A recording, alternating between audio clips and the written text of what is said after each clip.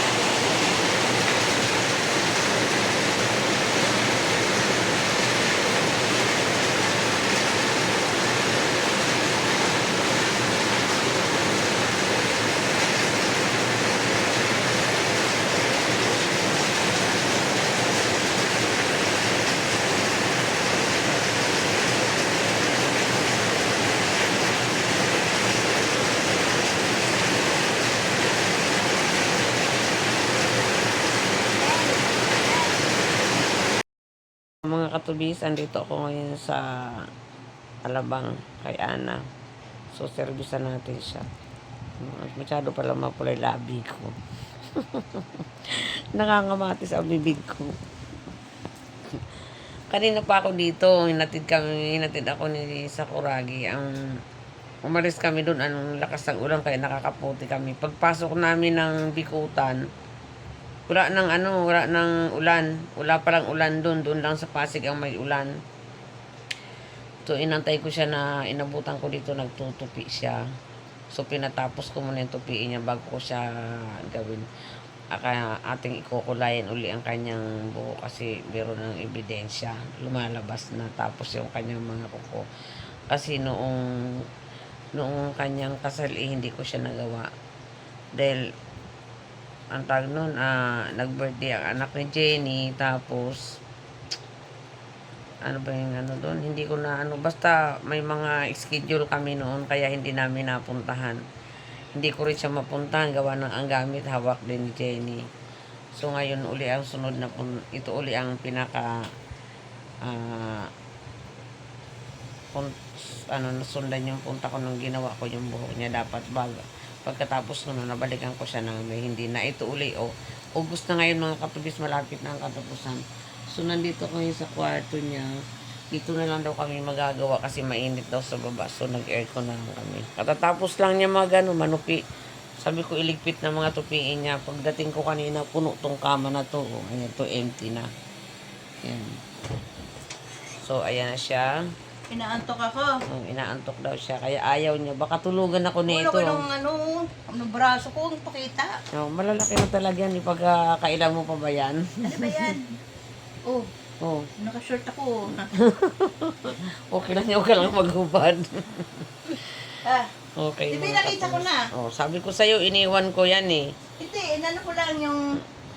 Eto ngayon. Hindi ko talaga yan dinala. Ang sabi ko noon sa'yo, iwanan ko na para pagka gagawin kita, hindi na ako magdadala mga abubot. So maganda ka na lang ng towel na yung luma na napili natin. Ibalabal sa'yo. Kahit yung luma muna na hindi ginagamit. Inom muna ako ng gamot. Sige, inom ka na ng gamot.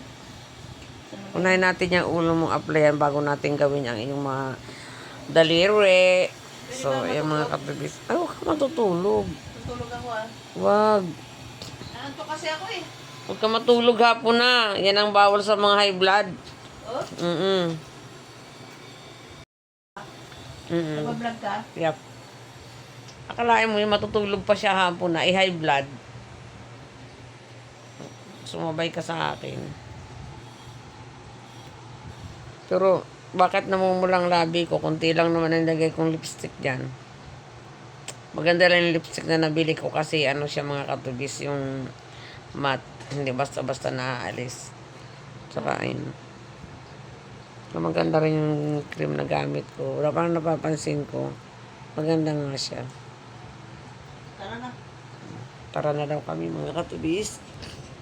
Dito ka na. Broken hearted daw yan, no? Look at me. Yes, a different. Mag-unwind daw kami. Ayan. Back on my feet again. I'm not afraid. Uli, nandun na sa... Cause you taught me how to be. Kaya mo yan. Kaya mo yan, Day. You made me live again.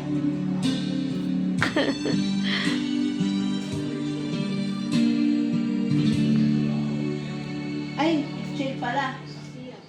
Ay, palingan. Di, ano lang, Ay, di na. dalagyan na ng... Saan na? Ano isa dun, no? Titig na titig sa laptop, oh. Mata mo, Day.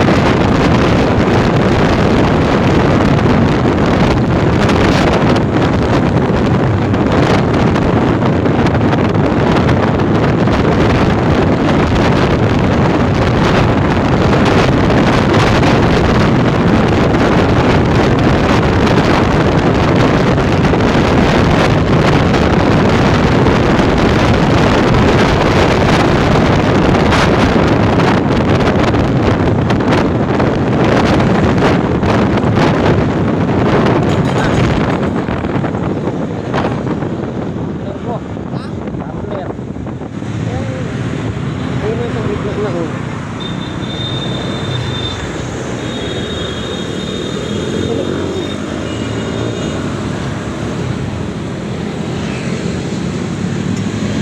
Magpara ka na lang. Yan ka muna ta. Urong ka muna doon. Di ba baba ko?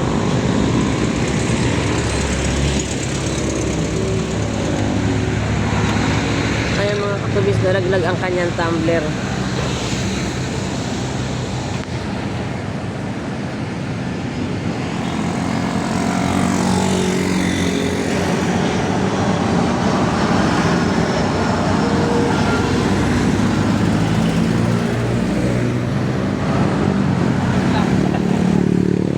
Sayang din yan, mahal yan.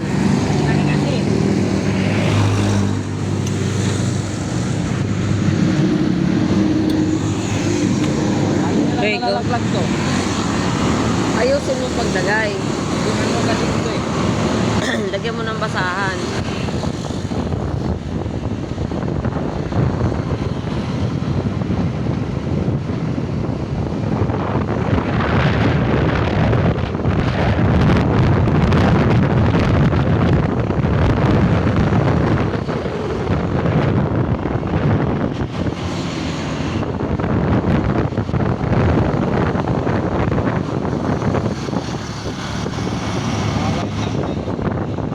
Matibay ah. Ang lima niya ito pangulong.